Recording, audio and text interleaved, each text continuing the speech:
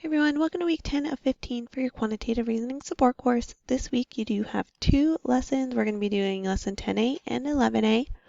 And you guys are also going to be completing an activity to help with your end of semester project. So this end of semester project activity is going to be all about linear regression, which you guys covered in lesson 8D.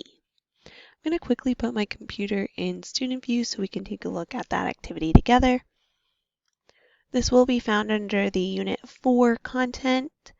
Down here where it says assignment project, linear regression, you're going to be using the data that you collected from your mid-semester project for your end of semester project.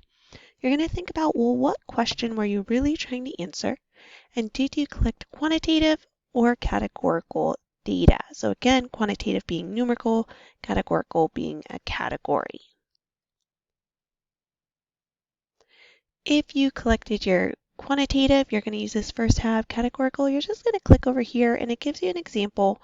You're going to create a frequency chart. So if you did, for instance, a yes, no, instead of maybe number of people who say they do, you're going to go through, you're going to count like a tally. So if 3 people said yes, or in this case, 3 people were 18 that said they work full time, 2 people were 19, so on and so forth. I'm more than happy to help you create these frequency charts if you need it.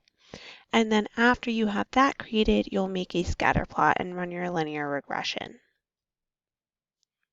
You have 5 questions that you need to answer, and these will go right along with that end of semester project.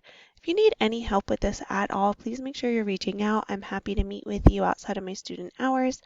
We can meet in person or via Zoom. So go ahead and just start working on this because again, projects are 45% of your grade in year 152 and they do count in this course as well. Hope you all have a great week and please let me know if you need anything.